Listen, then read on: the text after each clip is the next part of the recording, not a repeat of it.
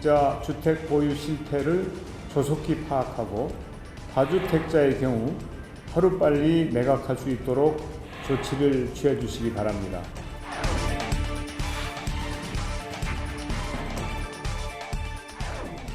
부동산 안정화를 솔선수범한다는 취지에서 이른 시일 안에 약속을 이행해 줄 것을 당 차원에서 촉구하겠습니다.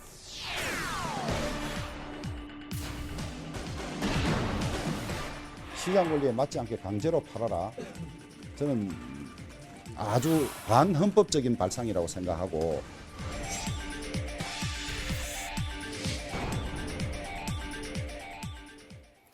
네, 여의도 국회는 상임위 구성뿐 아니라 부동산 문제를 놓고도 논쟁이 뜨겁습니다. 오늘 사사건건 이 소식 다뤄봅니다. 민주당 정청래 의원, 무소속 권성동 의원 자리 함께했습니다. 안녕하십니까? 네, 안녕하세요.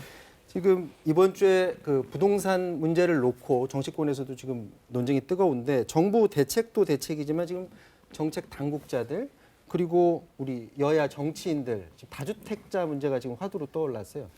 두 분은 어떻게 집이 한 채 가지고 계시나요? 어떻습니까? 저는 오직 한 채. 어디에 가지고 계세요? 지역구 사는 그대로. 집이죠. 네네. 마포도 좀 오르지 않았나요? 저희 집은 별로 안 안 올랐던데. 올랐어요? 네. 어떻습니까? 저는 그 94년도에 서울중앙지검 검사로 발령을 네. 받으면서 서울 강남에 아파트 한 채가 있고요. 네. 국회의원이 되면서 지역구 국회의원이 지역구에 재산세를 한 푼도 안 낸다는 것이 그것이 마음이 내키지 않아서 당선되자마자 제 지역구인 강릉에 아파트 한 채를 구입해서 두 채를 갖고 있습니다. 아, 그렇군요. 둘 다 실거주 목적입니다. 왜냐하면은 우리는 금기 원래거든요. 금요일날 지역구 갔다가 네. 월요일날 국회로 오기 때문에 서울 집은 서울 양쪽에 거주 집이 목적. 다 한 채씩 예. 필요하다. 예. 이 말씀이시죠? 부자시네요. 네, 지금 이게 이제 더 논란이 된 게 지금 청와대에서 지금 이게 문제가 나왔습니다. 뭐냐면 정부 여당이 이제 부동산 관련해서 이제 약속을 했는데 그것 말고 이제 청와대에서 비서실장이 나서서 이 고위 당국자들 그리고 청와대 내부에서 비서관급 이상에서 집 한 채 빼고 나머지는 다 처분하라 이렇게 권고를 했는데 오히려 비서관들의 상당수가 집을 처분하지 않는 사람들이 있었고 또 노영민 비서실장 같은 경우에는 반포에 한 채 그리고 청주에 한 채 이렇게 있었어요. 근데 본인의 지역구인 청주를 먼저 팔겠다고 해서 이제 논란이 됐었고 그러니까 뒤늦게 이제 반포를 팔겠다라고 이제 말을 바꿨는데 어떻겠습니까? 이게 민주당 안에서도 좀 비판의 목소리가 나오더라고요. 알려지지 않은 속사정을 제가 좀 말씀드리면 네. 원래 노영민 비서실장은 이제 반포 아파트를 팔라고 네. 이제 했었다는 거예요. 네. 근데 이제 그 대변인이 좀 착오가 있어가지고 반포 아파트를 안 팔고 청주를 파는 걸로 됐는데 45분 만에 다시 이제 그걸 수정을 했는데 네. 마치 45분 만에 결정을 번복한 걸로 이렇게 됐는데 그것은 사실이 아닌 것으로 알고 있고요. 아, 대변인이 잘못 발표한 거다. 예, 착오가 있었대요. 근데 이제 청주 같은 경우는 이제 비어 있고 강남 같은 경우는 실제 살고 있다는 거잖아요, 아들이나 네. 이렇게. 그런데 어쨌든 결과적으로 보면 일이 꼬였던 착오가 있었던 간에 강남도 이제 처분하겠다 이렇게 나왔는데 국회의원들 같은 경우는 대체적으로 이제 수도권은 상관이 없지만 네. 권성동 의원님 같이 이제 지방 지역에 있는 국회의원들은 실제로 가서 활동도 하거든요. 네. 그러면 집을 사든가 아니면 전세를 하든가 둘 중에 하나거든요. 네. 그러니까 노영민 실장도 어쨌든 청주 국회의원이지 않았습니까? 그러니까 그렇죠. 서울에 한 채 있고 또 청주에가 지역구 활동하려면은 필요했던 거죠. 네. 근데 이제 문제는 법을 어겼다 안 어겼다를 떠나서 어쨌든 본인이 1가구 1주택 그리고 다주택은 다 팔아라 정리하라겠는데 그 어떤 타이밍은 좀 안 맞았던 것 같습니다. 이게 보니까 국민들은 비서실장이 직접 그렇게 하라고 해놓고서 본인은 그 행동을 옮기지 않는 데 대해서 굉장히 실망하는 그런 목소리는 분명히 있었던 것 같고요. 이게 문제가 심각하다고 느껴서인지 정세균 총리도 나서서 이 고위공직자들 실거주하는 집 한 채 빼고는 모두 다 팔아라 이렇게 또 권고를 했어요. 그런데 이게 또 권고가 되면 또 고위공직자들 또 안 지키는 그런 상황 또 올 수 있지 않을까요? 어떻습니까? 글쎄 이게 지금 이 부동산 정책의 본질이 네. 뭐 국회의원이나 또 고위공직자의 다주택 보유가 부동산 정책의 본질은 아니거든요. 네. 부동산 정책의 본질은 뭐냐면은 수요 공급 원리에 따라서 시장 원리에 따라서 부동산 가격을 안정시키는 겁니다. 네. 근데 이 정부 들어서 21차례에 걸친 대책을 발표했음에도 불구하고 부동산 가격이 안정이 안 되고 급등하고 있는 거예요. 그 서울을 벗어나서 수도권까지 이제 전부 이제 조정지역, 투기지역이 됐지 않습니까? 그런데 마치 고위공직자가 부동산을 여러 채 보유하고 있어서 이 부동산 정책이 실효성을 거두지 못하는 것처럼 지금 이렇게 지금 비춰지고 있는 거예요. 지금 계속 요즘 며칠 사이 보면은. 네. 이건 본질이 아니죠. 그리고 이 부동산 정책의 잘못을 고위공직자의 다주택 보유로 호도하는 거예요. 네. 그래서 지금이라도 늦지 않았습니다. 부동산 정책 전환하는 것이 이 문제를 전반적으로 해결하는 문제지 네. 뭐 국회의원이 두 채 갖고 고위공직자 두 채 갖고 이런 문제는 오히려 보면은 부동산 정책의 전체에서 볼 때는 좀 지엽적인 부분이다. 저는 그렇게 생각을 하고 네.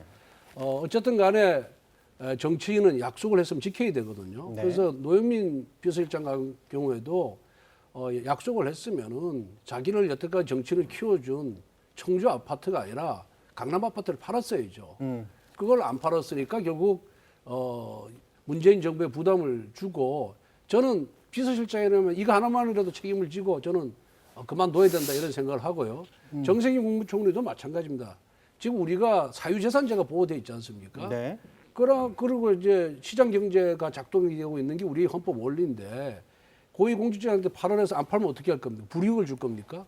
이건 결국은 사실상 강제하는 거예요. 겁을 주는 거예요. 고위공직자라는 거는 더 한 단계 높은 단계로 승진하고 출세를 해야 되는데 만약에 총리 말을 안 들었다가는 이 세상 불이익을 받을 것 같으니까 결국 강제하는 거랍니다. 강제하는 거예요. 그러니까 결국은 이것이 고위공직자가 갖고 있는 아파트 몇 채 팔한다고 해서 부동산 가격이 안정되겠어요? 이게 민간 부분까지 다 이게 확산이 돼야 되는데 민간 부분을 어떻게 강제하겠습니까? 자, 근데 국민들이 생각하는 거는 적어도 정부 고위 관료들 그리고 뭐 청와대에 계신 분들, 정치인들 이분들이 이제 특히나 이제 입법 관련해서 이제 정치인들도 마찬가지입니다.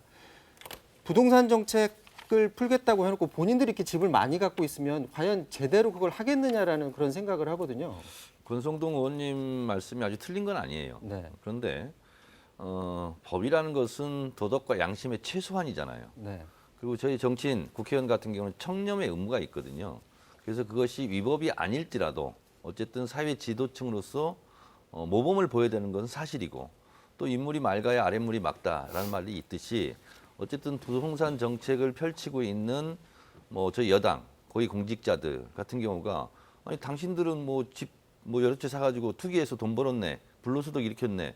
근데 왜 서민들만 잡아? 이런 불만이 있을 수밖에 없는 거거든요. 그래서 이것은 법을 뭐 주호영 원내대표 말씀하시는 대로 헌법 위반 사항은 아니죠, 당연히. 네. 그러나 어쨌든 정책이라는 것은 그 정책을 펼치는 사람들이 먼저 모범을 보여야 된다 하는 차원에서 국무총리의 저런 지시라고 할까요? 저런 것은 저는 부동산을 잡겠다고 하는 안간힘이다. 그런 표현이다 이렇게 생각을 하고 저는 긍정적으로 생각합니다. 제가 네.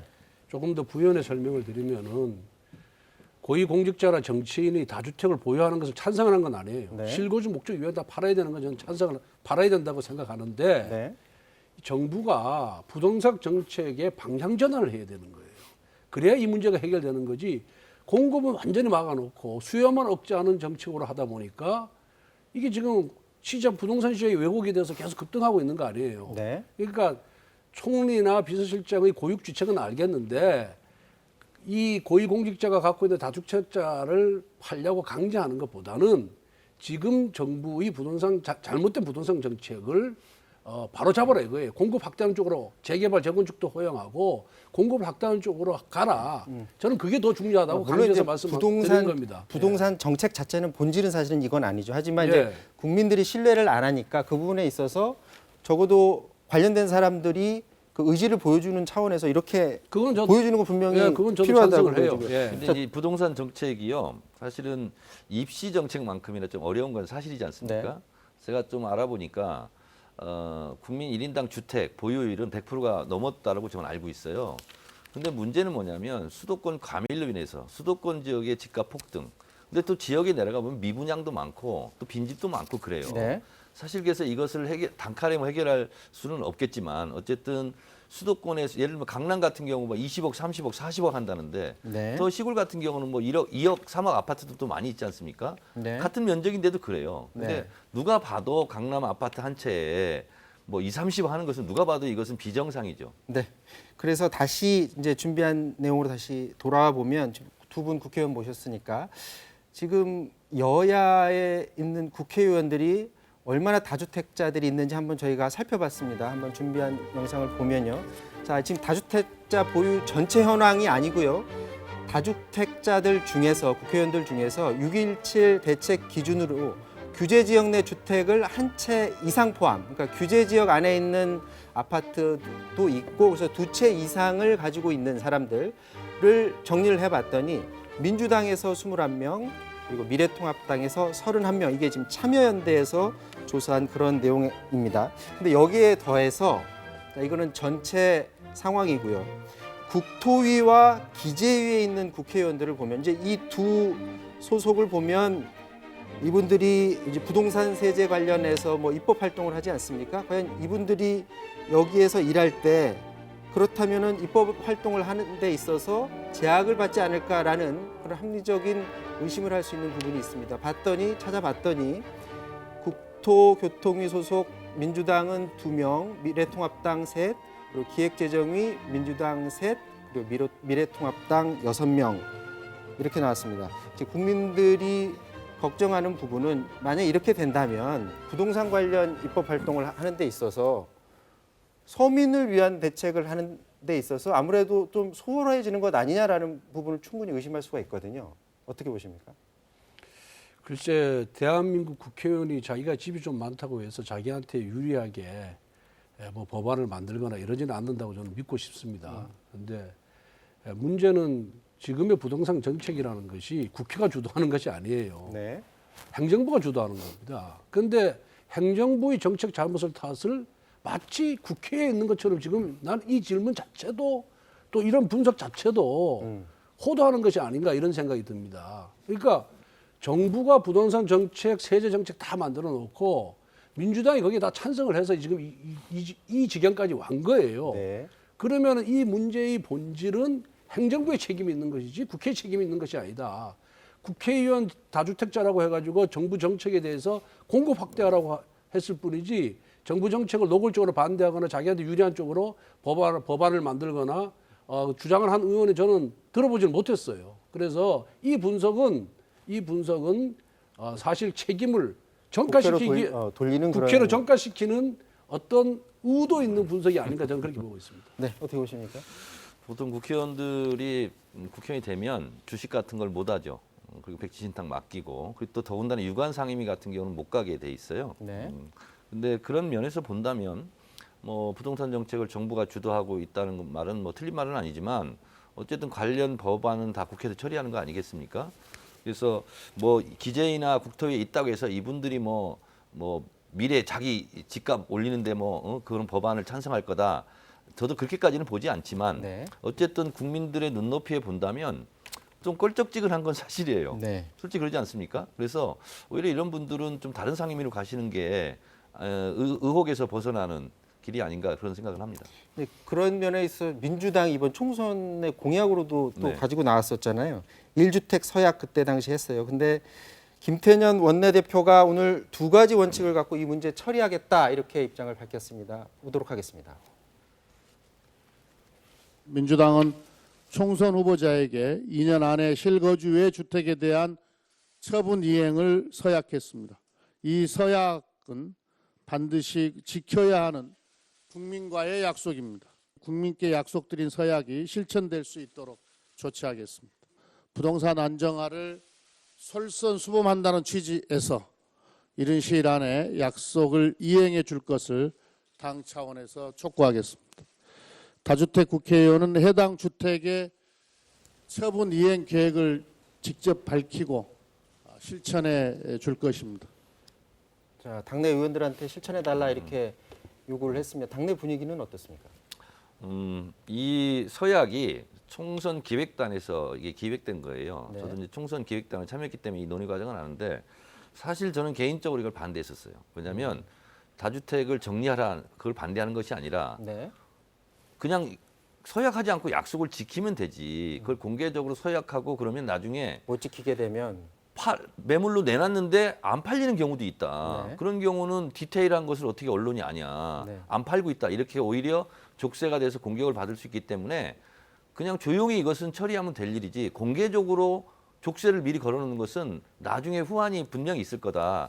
그래서 저는 개인적으로는 그건 반대했어요. 다만 비공개적으로 투기 지역에 있는 의원들, 그 후보자들, 의원들한테는 빨리빨리 팔아라라고 미리 얘기를 하면 되잖아요. 네. 근데 이걸 약속을 했기 때문에 실제로 내놨는데 안 팔리는 경우도 이렇게 공격을 받을 수가 있거든요. 그럼 어찌됐든 간에 결론적으로 저희가 서약을 했기 때문에 김태년 원내대표 말대로 빨리 이행을 하는 게 좋겠습니다. 네.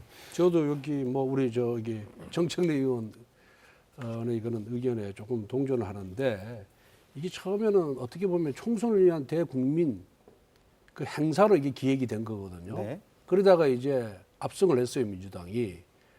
그런데 이 문제에 대해서 어떻게 하겠다는 후속 조치가 나오지 않은 상태에서 경실련에서 이 문제를 갖고 이제 비판하기 시작했고 많은 젊은 층들과 국민들이 이제 분노하기 시작한 거예요. 네. 그리고 김태년 원내대표도 처음에는 그거 이인영 원내대표 때 한 건데 난 잘 모르겠다 진행 과정을 이러면서 한 발 빼다가 네. 워낙 여론이 안 좋아지니까 오늘 이런 발표를 한 거예요. 네, 그래서 과연 이 쇼가 진정성이 있었는가 하는 점에 대해서는 네. 다시 한번 국민들이 판단해 볼 문제라 지금 생각합니다. 권 의원님 앞서 말씀하셨던 거랑 비슷한 궤에서 지금 주호영 원내대표도 지금 논의되고 있는 이런 논의가 사실은 반헌법적인 주장이다 이런 말을 했어요. 그리고 이거 관련해서 서울시장도 그렇고 미래통합당에서도 그렇고 관련돼서 계속 논쟁을 이어가고 있습니다. 한번 보도록 하겠습니다.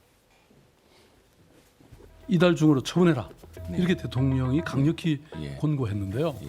지금 미래통합당에는 다주택 보유자가 훨씬 더 많은 걸로 알고 아닙니다. 있는데요. 우리 미래통합당도 예. 저는 따랐으면 좋겠네요. 그러면 국민들이 굉장히 좋아할 것 같습니다. 우리 올 시장님 하신 말씀을 민주당에게 그대로 똑같이 강력하게 해주셨으면 그럼 두 당이 좋겠습니다. 동시에 하시는 거죠? 그렇습니다.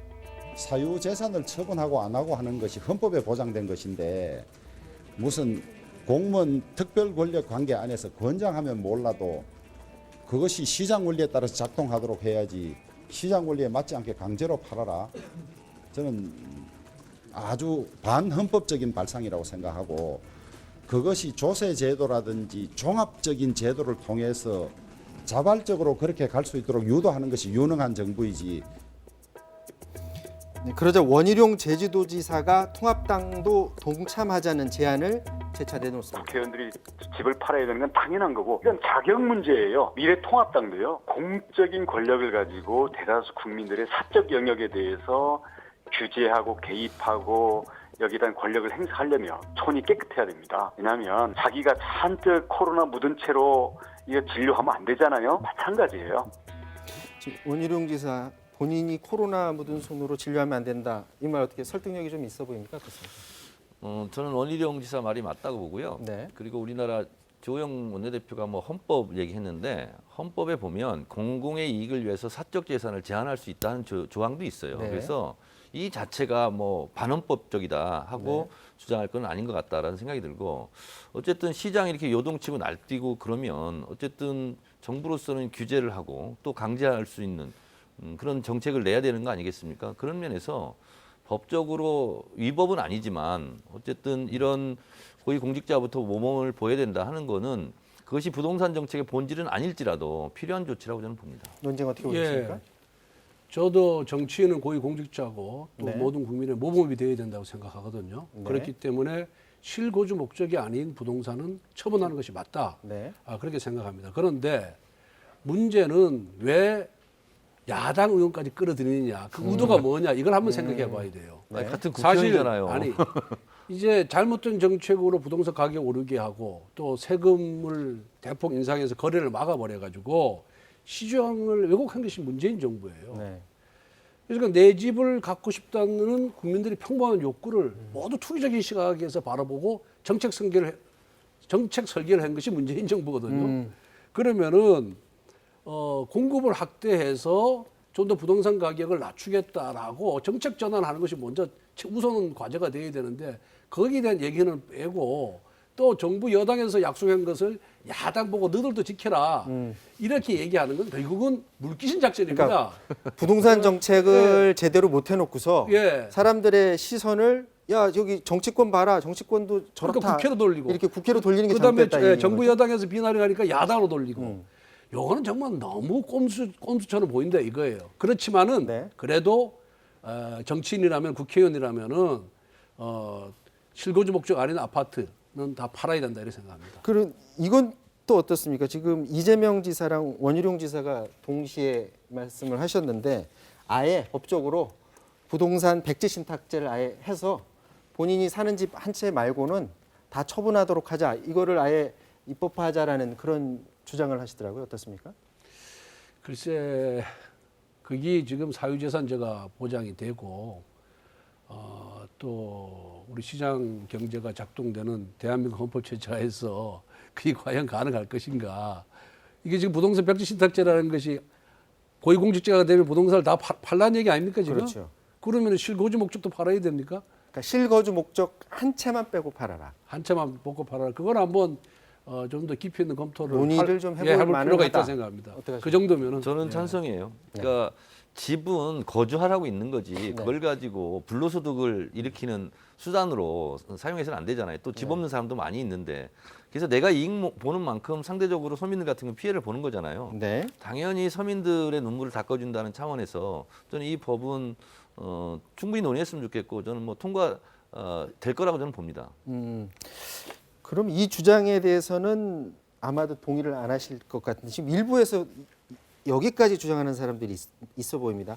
박병석 의장이 4년간 23억이 오른 서초 아파트를 보유하고 있는데 박 의장이 여기에 굉장히 오랫동안 살았다고 합니다. 40년째 살았다고. 40년째 살았다고 하는데 그럼에도 불구하고 너무 많이 올랐으니까 이 집도 팔아야 된다라고 주장하는 사람도 있다고 하고요. 또 홍준표 의원도 23년 전에 송파구에 집을 한 채 사놨는데 이것도 많이 올랐으니까 팔아야 된다 이런 국회의원이니까 팔아야 된다라는 주장을 하는 사람들도 있는데 이건 좀 너무 나간 거죠. 어떻습니까? 이렇게 생각합니다. 박병석 의장이 이렇게까지 오를 줄을 알고 40년 전에 사지는 않았을 거예요. 홍준표 의원도 마찬가지고. 그래서 아까도 말씀드렸다시피 실거주를 한 상태에서 아무도 예측 못해서 이렇게 올랐잖아요. 네. 근데 이미 오른 상태로 팔면 이미 이익은 볼 건 다 본 거예요. 그래서 실효적 효과는 없을 것 같다 이런 생각이 듭니다. 예, 저도 뭐 박병석 의장이나 홍준표 의원 얘기를 하고 싶지 않고 제 경우를 좀 얘기를 하면은 네. 저도 중앙지검 발령받았을 때 회사 가까운 서초동에 집을 얻으려고 그랬는데 네. 돈이 부족해서 한참 떨어진 개포동에 얻었거든요. 네. 근데 어떻게 하다가 뭐 도로도 뚫혀가지고 아파트 값이 굉장히 올랐어요. 네. 이 비정상이죠. 아파트 한 채 20억, 30억 한다는 건 저도 잘 용납이 안 돼요. 이건 이제 부동산 가격을 안정화시켜야 되는데 그 책임이 정부한테 있는 거지 개인한테 있다고 생각을 안 합니다. 저는 집을 뭐 이제 우리 지역구 집까지 2채인데 부동산 가격이 올라가면 어차피 실거주 목적이거든요. 네. 저는 보유세만 많이 내는 거예요. 이익되는 게 하나도 없어요. 네. 그 집을 팔 것도 아니지 않습니까? 죽을 때까지 거기 살아야 되잖아요. 네. 그런 측면을 봤을 때는 개인이 투기 목적으로 하지 않은 한에서는 이걸 좀 비난하는 것은 네. 좀 그렇다. 그러니까 정부가 부동산 정책 제대로 해서 이런 문제 때문에 국민 분열을 좀 안 일으켰으면 좀 정말 좋겠습니다. 네, 앞서 그 부동산 백지 신탁제 같은 경우도 충분히 논의할 가치는 있다라고 예, 말씀을 예. 하셨으니까 이런 게 좀 더 합리적인 논의가 예. 좀 이루어졌으면 그런 한 바람이고요. 얘기 바꿔보도록 하겠습니다. 지금 추미애 장관과 윤석열 총장 갈등 상황을 좀 짚어보도록 할 텐데요. 지금 지난 주말에 지검장 회의를 했는데 여기서 장관 지위는 불법이다, 위법이다 이런 결론을 내렸는데 윤석열 총장이 입장을 오늘까지도 지금 현재까지도 내놓지 않고 있습니다. 그러면서 조직 안의 의견, 조직 밖의 의견을 지금 다 지금 들어보고 있다라는 얘기인데 왜 이렇게 빨리 본인의 입장을 내놓지 않고 있을까요? 윤석열 총장이 검사장 회의를 열었는데요. 네. 검사장 회의에서 그러면 지위를 받지 마라. 그러면 안 받아도 된다는 법적 조항이 없는 거죠. 네. 법적인 효력이 없는 자기 편들을 모아서 여론전하고 여론. 있는 거죠. 네. 그런데 추미애 장관이 수사 지휘를 한 거는 검찰청법 8조에 의해서 법적인 네. 근거에서 한 거거든요. 네. 그러니까 추미애 장관은 법에 의해서 법적 근거에서 한 것이고 윤석열 총장 같은 경우는 법적 근거가 아무것도 없는 네. 검사장 회의를 10번 한다고 해서 네. 수사 지휘를 하지 말아야 된다는 법적 근거를 마련할 수 없거든요. 네. 그래서 저는 검찰총장이면 법을 좀 지켰으면 좋겠습니다.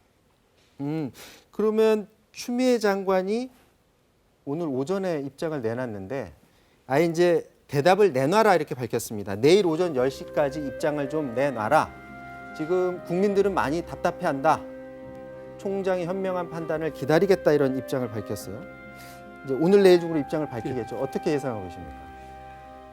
뭐 아마 입장을 밝히지 않을 가능성이 굉장히 높다고 보고요. 오히려 윤 입장을 총장 내놓지 않는다. 입장에서는 네. 우선 나는 추미애 장관의 이 행태를 보면서 네. 매일 한 번씩 공개적으로 검찰총장을 압박하고 협박하고 있어요. 네. 마치 조폭 같은 느낌이 듭니다. 일국의 장관에 대해서 이런 표현하는 게 참 추미애 장관 조폭 같다. 미안하지만은 이런 모습이 자기 밑에 있는 조직이거든요. 네. 그거를 그러면은 소리 소문 없이 불협화음을 공개하지 않고 이 문제를 어떻게 해결하기 위해서 노력하는 모습은 전혀 보이지 않고 좀 뭐 하다못해 총장을 불러서 폭탄주라도 한 잔 마시면서 말이에요. 허심탄회해서 얘기할 기회를 만들든가. 그게 윗사람으로서 취해야 될 행동인데 네. 그러한 태도는 전혀 보이지 않고 공개적으로 계속 압박하고 협박하고 결국 윤석열 총장을 보고 사표 내란 얘기예요. 그만두란 얘기예요.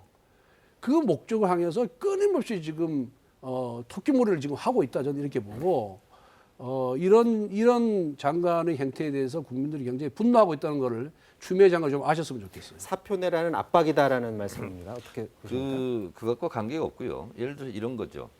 국방부 장관이 육군 참모총장한테 지시를 했어요. 명령을 했어요. 그럼 명령을 따를 것인가 말 것인가 이것만 있는 거예요.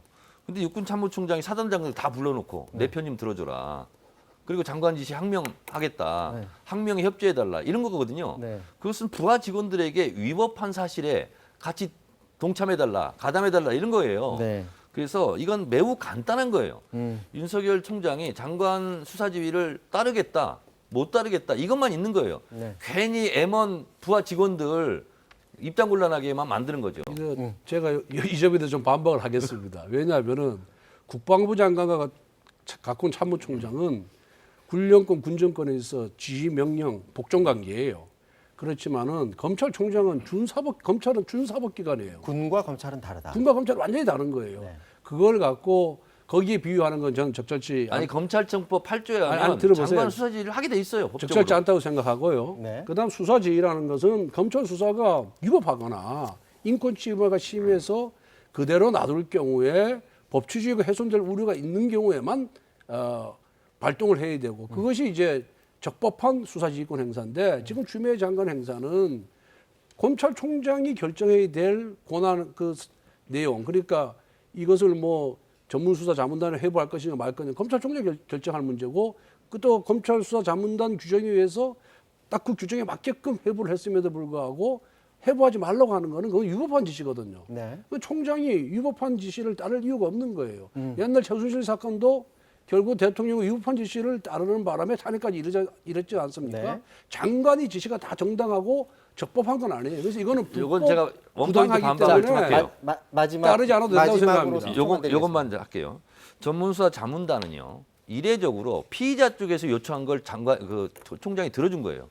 이런 사례는 없어요. 네. 저는 그 자체가 위법의 소지가 있다고 보고요. 많이 있습니다. 또 하나는 전문수사 자문단은요. 수사를 다 맞춰놓고 기소 여부 이런 걸 결정할 때 자문을 구하는 거거든요. 네. 지금 수사 중이에요. 네. 근데 이것을 끌어들였다는 것은 결국은 자기 측근 감싸기를 하는 거 네. 아니냐라는 오해를 불러일으킨 거고 그래서 장관이 이거 하지 마라 이렇게 지시한 거예요. 자, 이 얘기는 여기서 마쳐야 될 것 같습니다. 권성동 의원이 오늘 내일 중으로 윤석열 총장 입장 내놓지 않을 거다 예상을 하셨는데 자, 어떻게 입장을 내놓을지 안 내놓을지 좀 지켜봐야 될 것 같고요. 마지막으로 짧게 지금 비건 미 국무부 부장관 입국해서 오늘 강경화 장관 비롯해서 고위층 만나서 현안을 논의했거든요. 잠깐 기자회견했습니다. 잠깐 들어보도록 하겠습니다. 저는 문제 해결을 위해서는 대화 협상만이 유일한 방법이고 이를 위해서 한미는 조속한 재개를 위해 전력을 다해 나가야 한다는 점을 강조하였습니다. The United States strongly supports inter-Korean cooperation, and we believe this plays an important component in creating a more stable environment on the Korean Peninsula. When Chairman Kim appoints a counterpart to me, who is prepared and empowered to negotiate on these issues, they will find us ready at that very moment. 자, 이제 요거로 마무리해야 될 것 같은데 두 분한테 30초씩만 드릴게요. 네. 지금 비건 부장관 말을 들어보면 북한이 협상할 준비가 돼 있으면 우리도 준비돼 있다. 어떻게 보면은 기존 입장에서 크게 변하지 않은 것 같은 듯한 말인데 더 깊은 얘기가 오갔을 수도 있습니다. 지금 말에 대해서는 어떻게 생각하십니까? 뭐 이 대북 정책에 있어서 한미의 입장이 과거와 똑같이 지금 유지되고 있다는 것을 오늘도 보여주고 있거든요. 네. 결국은 한반도 긴장을 완화하기 위해서 대화 협력이 중요하다는 것을 다시 한번 재천명했다고 보는데 네. 그런데 미국의 입장도 변함이 없어요. 왜냐하면은 한반도의 항구적인 평화 또 비핵화라는 얘기를 했거든요. 한반도 네. 비핵화라는 얘기를 한 것을 보면은 비건이 결국은 미국의 대북 정책에 있어서 뭐 새로운 변화는 없다. 기존 정책을 유지할 것이다라는 것을 오늘 천명했다고 보여집니다. 자, 기존 정책 유지하는 것으로 받아들이셨고요. 트럼프 대통령이 곤경에 처했지 않습니까? 뭔가 돌파구를 마련해야 되는데 네. 북미 간에 직접 다이렉트로 대화를 시도하기보다는 남과 북이 협력하는 것을 강력 지지한다는 표현을 함으로써 네. 남과 북이 지금 굉장히 냉기가 오가고 있는데 남북 관계는 좀 풀릴 가능성이 좀 있겠다 이런 생각을 좀 해봅니다. 그래서 그 여세를 몰아서 북미도 관계 개선으로 나서지 않을까. 그래서 궁극적으로는 본인 대선에 도움이 되는 그런 길로 모색하겠다 이런 생각이 듭니다. 자, 여기서 마무리하도록 하겠습니다. 지금까지 무소속 권성동 의원, 민주당 정청래 의원과 함께 얘기 나눠봤습니다. 고맙습니다.